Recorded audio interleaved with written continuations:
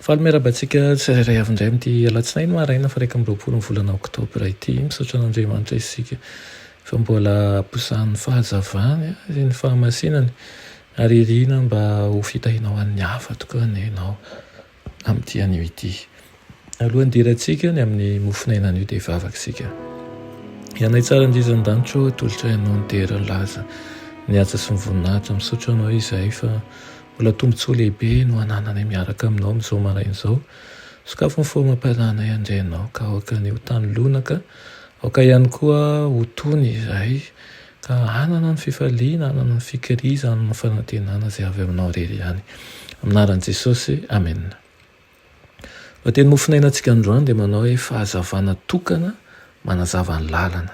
Nalaina ny ohabolana 4:12 manao hoe fa ny lalan'ny marina dia toy ny fipoakan'andro maraina izay mihamazava mandrapitotao vovonan'ny andro. Amen.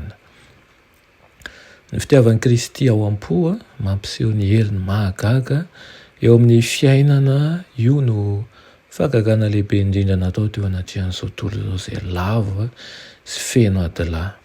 Dia isika hiezaka hanatanteraka an'izany fahagagana izany, tsy amin'ny herin'ny tenantsika fa amin'ny anaran'i Jesosy Kristy tompontsika sy tompontsika rery ihany. Ndeha isika hitafy an'i Kristy dia iseho mazava ny hery mahagaga amin'ny fahasoavany eo amin'ny fiovan'ny toetra, hany ka ho resy lahatra izao tontolo izao fa naniraka ny zanany teto amin'izao tontolo izao Andriamanitra mba hahatonga ny olona ho tahaka ny anjely masina eo amin'ny toetrany sy ny fiainany ihany koa. Aoka ankehintsika ny hitondra ny mariky ny maha-kristianina, tsy marika hita maso ety ivelany fotsiny izany, tsy fitondrana azy fijaliana na fanaovana satro-boninahitra akory fa fanehoana ny firaisan'ny olombelona amin'Andriamanitra. Aoka harintsika ihany koa ny toetra taloha mba amin'ny asany ka ho tafitsika ny toetra vaovao izay avaozina ho amin'ny fahalalana tsara araka ny endrik'ilay nahary antsika. Miseho ny fiaingona masina rehefa mifanantona ny kristianina ka mifandray am-po amin'ny fitiavana tahaka ny an'i Kristy. Hoy ny Hebreo 10:10 manao hoe koa amin'izany ry rahalahy, satria manana fahatokiana hiditra ao amin'ny fitoerana masina isika noho ny ran'i Jesosy, sady manana mpisorona lehibe mitandrina ny tranon'Andriamanitra, dia aoka isika hanantona amin'ny fo marina sy amin'ny fahatokiana be avy amin'ny finoana, ary aoka isika ifampandinika hampandroso ny fitiavana sy ny asa tsara. Aza mahafoy ny fiarahantsika miangona tahaka ny fanaon'ny sasany, fa amin'ny fananara kosa maika satria hitanareo fa miantombotra ny andro.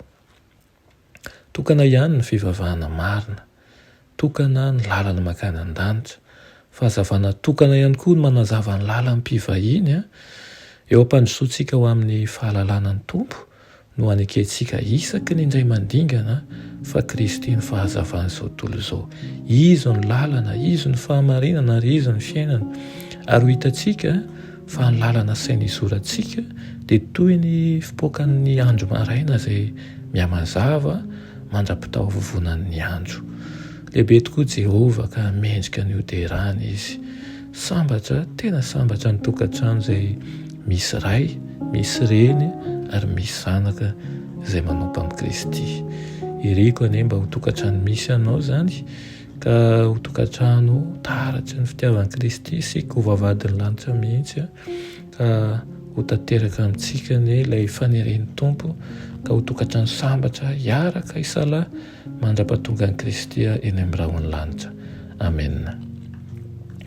Ianay tsara indrizan-danitro mbola misaotra anao izay eny amin'izany teninao izany tompo. Aoka ianao hiasa eo anivon'ny tokantrano tsirairay avy, aoka ianao tompo ho fahazavana ny fiainany tsirairay avy. Ampirisio ary aoka tompo hiala ny fahakamona rehetra mety misy eo aminay, ary aoka ny fitiavanao no hanjaka mandrakariva eo amin'ny fiainanay tsirairay avy. Aminaran'i Jesosy, amen.